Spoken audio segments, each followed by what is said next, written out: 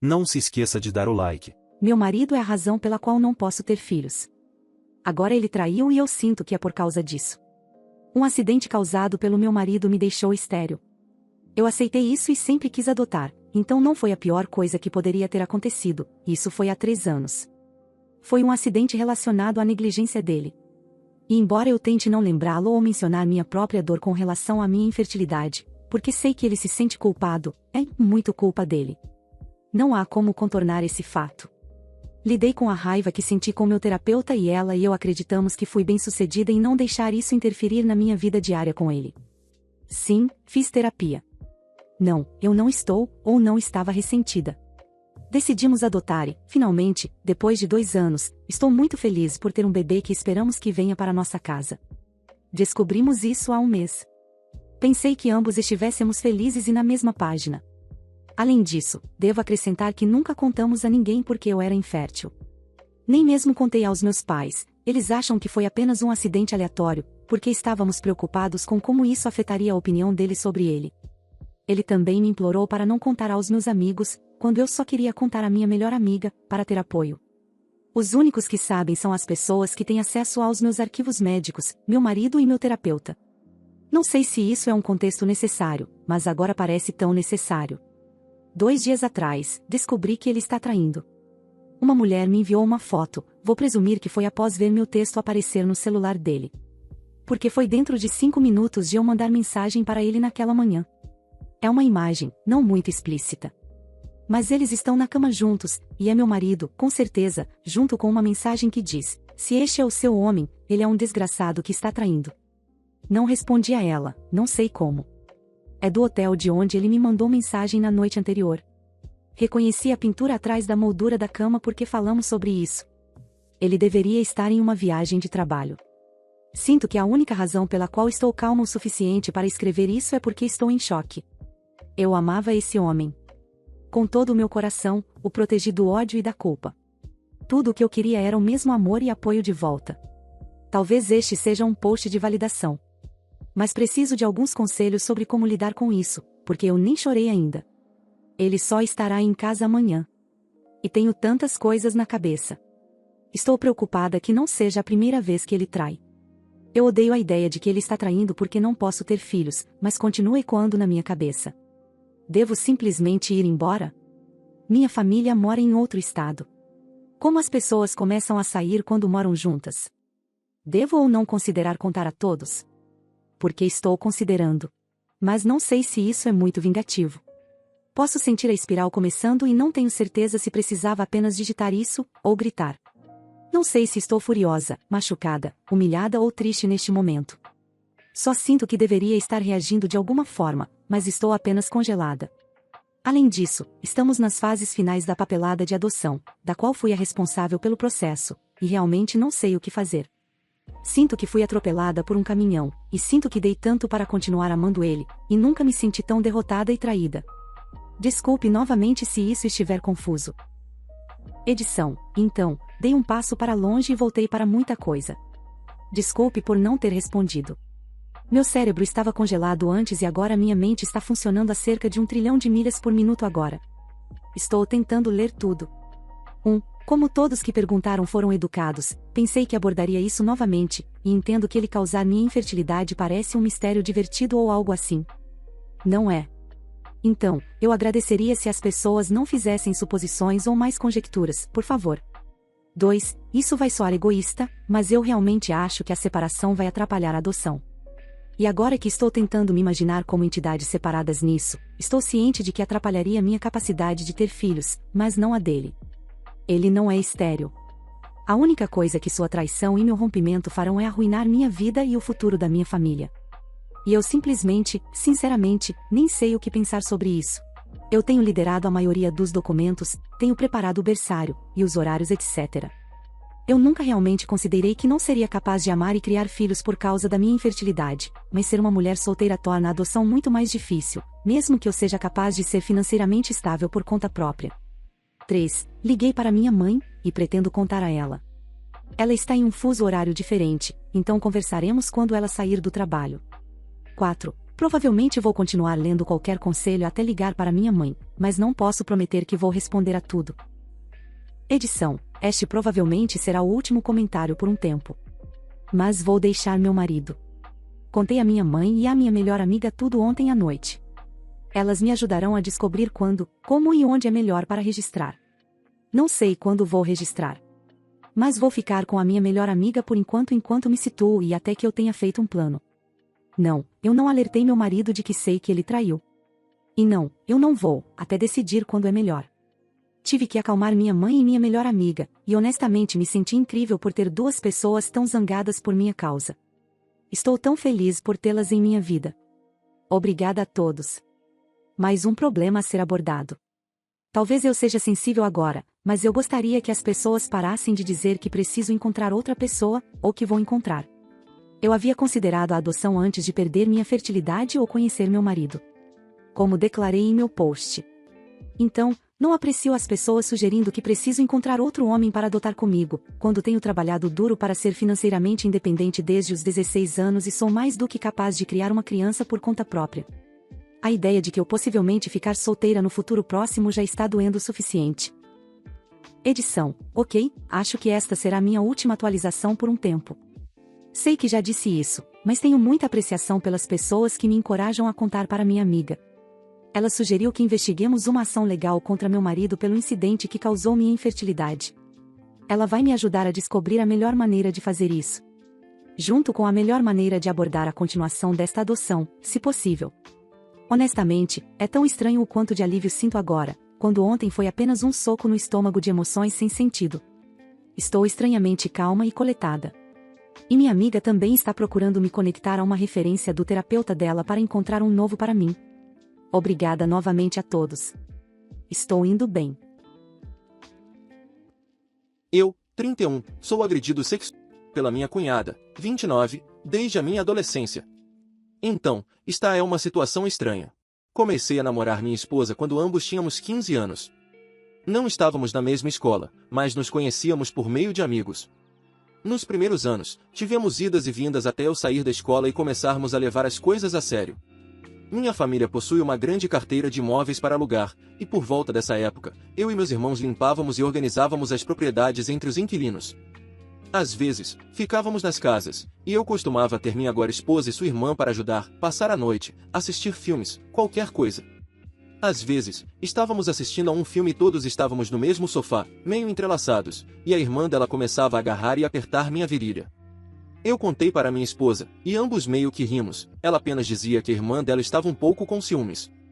Isso não acontecia todas as noites, mas ocorria com frequência suficiente. Evoluiu de apertar para acariciar.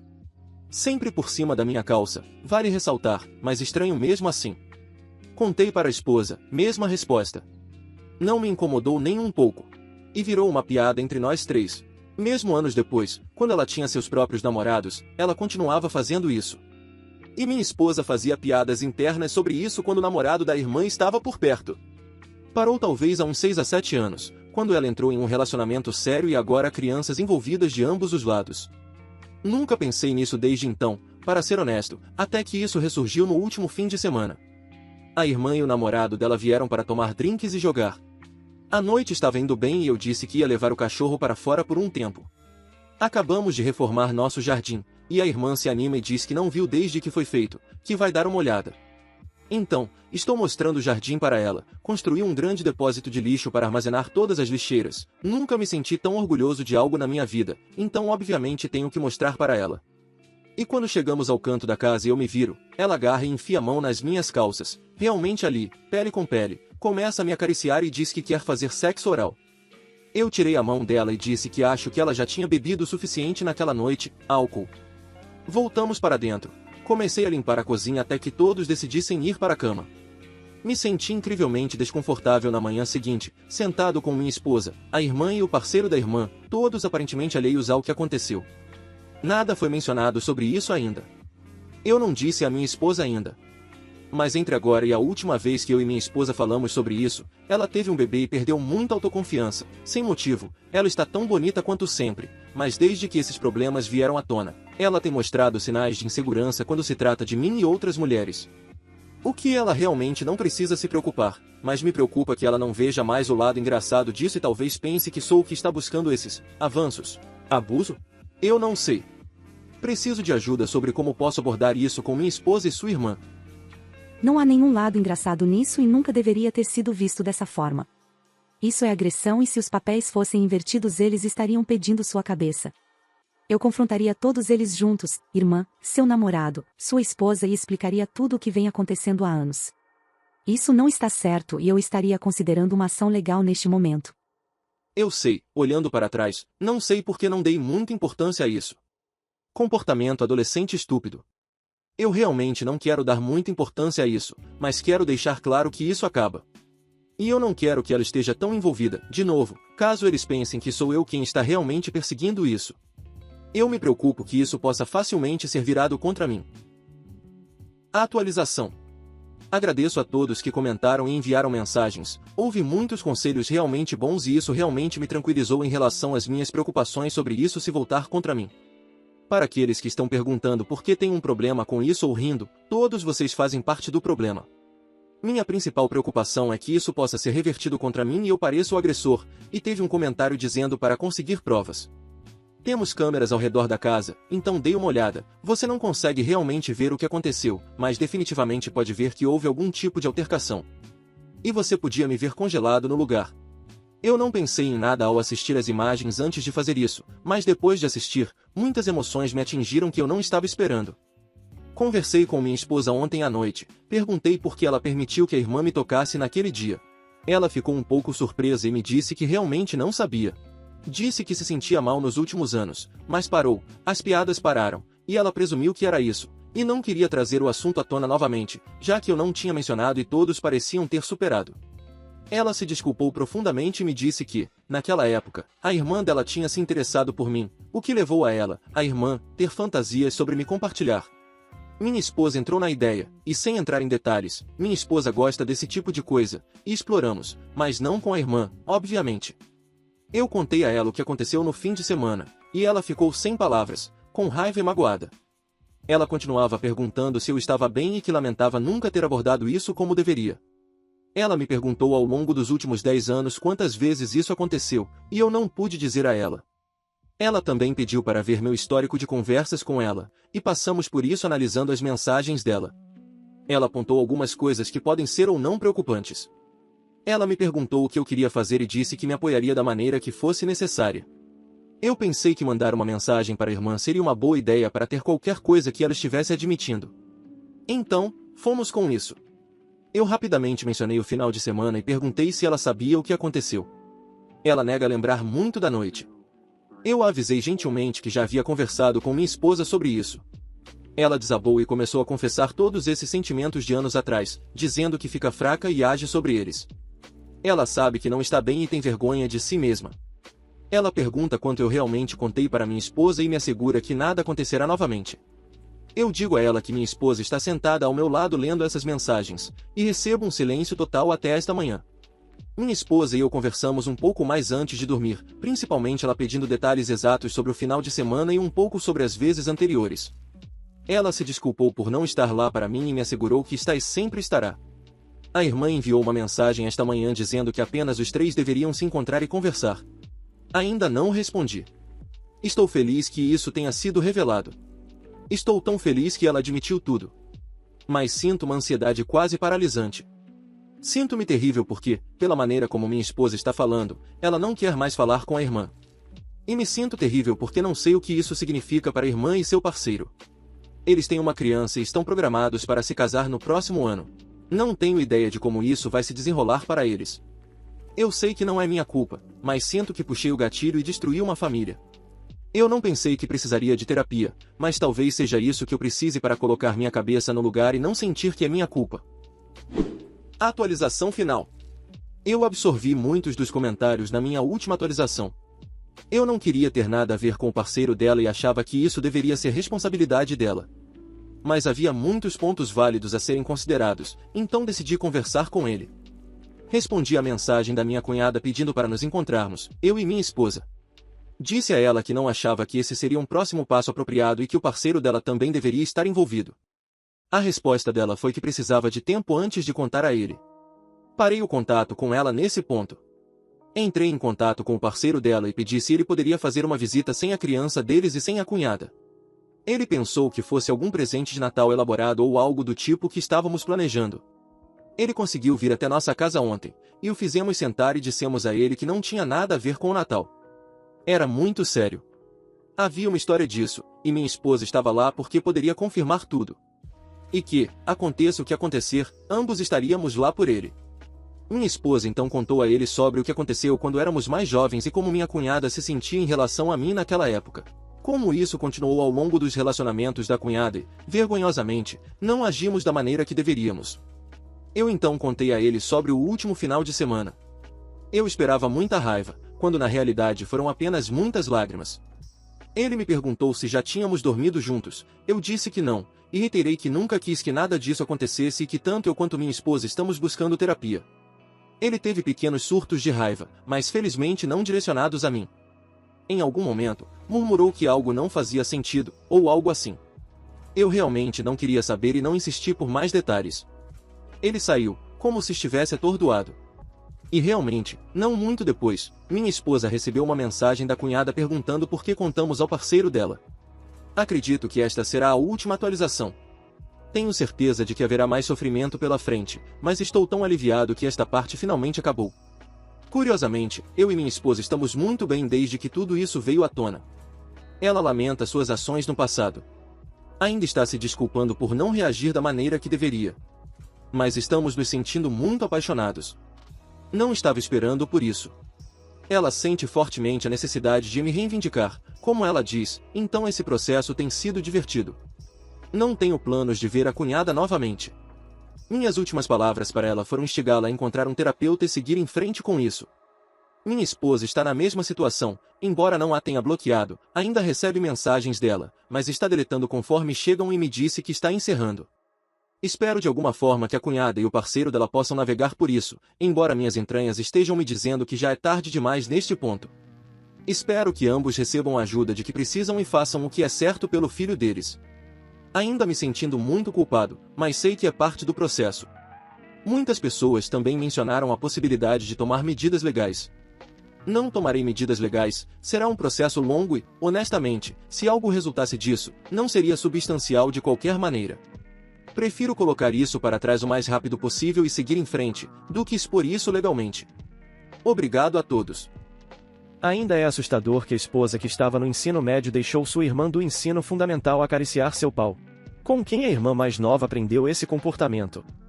Um membro da família? Poderia explicar os limites de merda dessas duas. Não é desculpa, mas maldita seja a esposa, por não ter desligado isso. Ela tem uma mania de compartilhar, então ela teve prazer com sua irmã mais nova fazendo atos sexuais com seu namorado. Ela não poderia ter encontrado uma garota da idade deles? Cara. Eu deveria ter feito um trabalho melhor esclarecendo essa parte. Nada disso começou até alguns anos depois. Nós nos conhecemos quando eu tinha 15 anos, depois alguns anos se passaram e eu deixei a escola e começamos a namorar. Foi quando tudo começou.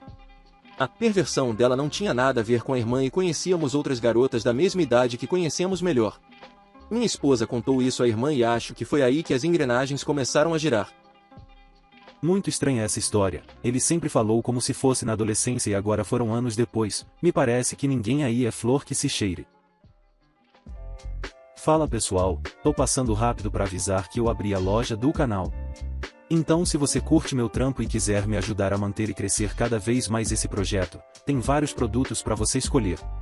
Tem camiseta masculina e feminina, regata, pôster e caneca. É só acessar o primeiro link da descrição ou colocar lojadorobô.com.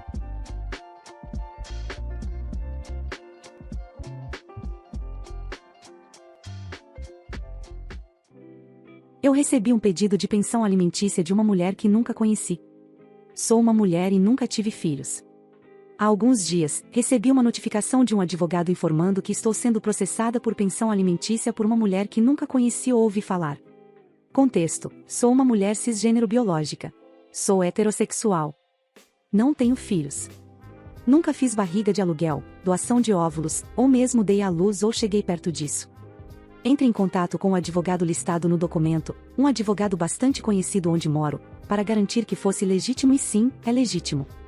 Ele afirmou que sua cliente veio até ele para me processar por pensão alimentícia retroativa e futura para o filho dela de 15 anos e afirmou que eu sou o pai biológico. O advogado tinha meu nome, endereço e informações como minha data de nascimento, onde fiz o ensino médio, etc. No entanto, de alguma forma, ele não sabia que eu sou uma mulher. O advogado também afirmou que a mulher tem cerca de 40 anos, repetiu o nome dela para mim e verificou se eu a conheço. Eu disse que nunca conheci ou ouvi falar dela, sou uma mulher biológica que nunca teve um filho e até mencionei que, se fosse um homem e fosse o pai biológico, como ela não estaria em apuros por estatutário, já que eu teria mal completado 15 anos quando a criança foi concebida e ela teria cerca de 20 anos. O advogado afirmou que, como advogado, ele precisa dar seguimento e que eu preciso comparecer a seu escritório, assinar os documentos e fazer um teste de DNA para confirmar qualquer relação com a criança. Informei ao advogado que é literalmente impossível eu ser a mãe, mas ele não aceita um não como resposta e me disse para trazer meu advogado ao escritório dele amanhã. Eu realmente preciso de um advogado? Posso simplesmente aparecer e dizer, olhe para mim, sou muito mulher e nunca dei à luz, me deixe em paz. Preciso de orientação adequada sobre como proceder a partir daqui. Atualização. Primeiro, para responder a algumas perguntas que recebi por mensagem privada ou vi postadas. Não, eu não tenho um nome masculino ou neutro em termos de gênero. Na verdade, tenho um primeiro e segundo nome muito longos e femininos. Ambos são soletrados de maneira única. Sim, tenho irmãos. Não, nenhum deles faleceu, então não estava sendo processada em seus lugares. Todos estão vivos e bem, e ainda mais fáceis de entrar em contato do que eu, já que nem mesmo uso redes sociais, enquanto todos eles são muito ativos nelas e têm páginas públicas, perfis no LinkedIn, etc. Muito mais fácil de encontrar aleatoriamente através de uma pesquisa no Google. Sim, também tenho um pai. Não, ele não era o motivo pelo qual estava sendo processada por pensão alimentícia. No início, essa mulher afirmou que eu nem tinha família, aliás. Ela disse aos advogados, posso dar a ele a família que ele nunca teve, já que ele está sozinho a vida toda, referindo-se a mim como ele. Mesmo que um dos meus irmãos fosse o pai e eu fizesse um teste de DNA, o que não fiz, ainda não haveria como provar que sou biologicamente relacionada a essa criança, pois sou adotada. A única ligação com meus irmãos é literalmente porque meus pais assinaram um pedaço de papel e foram me buscar da custódia do Estado. Além disso, se ela estivesse tentando fazer o teste de DNA para comprovar uma ligação familiar com a criança sem o pai presente, se ela soubesse algo que valesse a pena sobre minha família, ela teria procurado minha irmã, que é biologicamente relacionada ao resto da minha família adotiva, adotada de um membro da família. Não, felizmente não fui vítima de roubo de identidade. Isso não foi alguém se passando por mim. E, felizmente, não houve nada duvidoso ao tentar alterar os documentos de pai biológico para mãe. Mesmo nos documentos que o advogado dessa mulher apresentou ao meu advogado, e os documentos que me enviaram, estava claramente declarado que eu supostamente era o pai biológico. Agora, quanto ao que aconteceu. Fui ao escritório do advogado com meu advogado, conforme solicitado durante nossa ligação ontem. E adivinhe? O processo foi arquivado. Aconteceu muito rápido, graças a Deus. Pensei que nos encontraríamos com um juiz, porque era assim que eu imaginava que funcionava, mas fomos ao escritório do advogado e nos encontramos com ele e a mulher que moveu o processo. Contratei uma advogada depois de entrar em contato com um amigo que mora no meu estado, pois muitos membros de sua família são advogados, uma daquelas famílias em que isso está no sangue, basicamente. Acontece que a tia dele lida com casos de família. Ele me colocou em contato com ela, e conversamos. Depois de contar a ela a situação, ela riu e disse que faria pro bono apenas pela diversão. Aparentemente, ela conhece o outro advogado e diz que ele é um idiota, então acho que isso é uma vantagem para mim, já que ela ficou mais do que feliz em me representar. Nos encontramos com o advogado, mostrei minha certidão de nascimento, identidade, passaporte, documentos de adoção e minha certidão de nascimento inicial antes da adoção, por precaução. O advogado estava frustrado com sua cliente, óbvio, mas muito gentil comigo e meu advogado. Ele se desculpou pelo transtorno. Todo o caso foi arquivado, e, embora minha advogada tenha sugerido inicialmente uma ordem de proteção, porque claramente essa mulher não estava bem, já que, enquanto estávamos no escritório, ela estava dizendo que eu era um homem que fez uma cirurgia de mudança de sexo para evitar o pagamento de pensão, por isso ela se referiu a mim como ele, e disse que eu ganho mais do que o suficiente e meu dinheiro pertence a ela e nosso filho, etc. No final, Decidimos contra a ordem de restrição, pois, depois de toda a loucura, ela foi honesta sobre como isso aconteceu. Ela, eu e meu primo trabalhávamos no mesmo lugar. Mais de uma década atrás. Eu trabalhava em um turno diferente em uma parte diferente do prédio, ela era secretária e ele era um típico trabalhador de escritório. Ele é o pai de seu filho, pois aparentemente eles se conheciam há anos antes, mas ele também é agora um criminoso condenado por violência, atualmente encarcerado e não consta na certidão de nascimento. Eles têm a mesma idade e estudaram juntos na cidade vizinha. Como ela tinha acesso às minhas informações já que o escritório ainda possui registros de ex-funcionários e sabia que eu sou prima dele, já que ele disse a ela, embora eu nunca tenha cruzado meu caminho com nenhum deles lá, nem sabia que ela trabalhava lá. Sabia que ele trabalhava, mas nunca o vi devido aos turnos e áreas diferentes. Ela disse que confirmou a conexão via Facebook porque ele tem nossa família listada e, com isso, ela conseguiu relacionar meu primo ao pai dele, o que levou a minha mãe, já que ela o tem listado como irmã, ela é cunhada dele. Minha mãe sempre foi meu contato de emergência, então ela tem acesso às informações. Ela disse que, como conseguiu minhas informações de contato da maneira mais fácil, achou que poderia mover um processo contra mim, fazer um teste de DNA, e depois voltar para ele e tentar processar meu tio por pensão, já que ele se aposentou de um bom emprego e tem renda disponível, e meu primo está encarcerado. Não, eu não entendo o raciocínio dela porque, honestamente, não faço ideia de como nada disso funciona ou se isso é mesmo algo que ela poderia fazer. Além disso, ela disse que foi demitida recentemente, razão pela qual isso surgiu agora, e como ela sabia que meu primo estava encarcerado e ela precisava de dinheiro, ela me encontrou pelo sobrenome e fez uma cópia do meu currículo e informações importantes no meu arquivo. Depois de toda a teatralidade e caos, ela disse que finalmente decidiu desistir da luta porque percebeu que não poderia vencer. Especialmente depois que apresentei meus documentos e mencionei que alguns deles eram meus registros iniciais de adoção e nascimento antes da adoção. Foi quando ela percebeu que havia chance zero de que o teste de DNA levasse aonde ela queria com tudo isso. Desculpe se esta não é a atualização super empolgante que você estava procurando. Mas estou apenas feliz que tenha acabado. No final das contas, espero que ela receba ajuda, mas estou mantendo distância e alertando minha família sobre ela. Espero que todos tenham um ótimo dia. Eu estava esperando algo mais como você perguntando ao advogado se ele sabe como os bebês são feitos e se ele acredita que, há 15 anos, sua cliente, com uns 20 e poucos anos, teve relações com uma garota de 15 anos e engravidou como resultado. Depois, você eventualmente diz a ele que não vai comparecer, e se ele quiser falar com você, pode mandar alguém para entregar os documentos.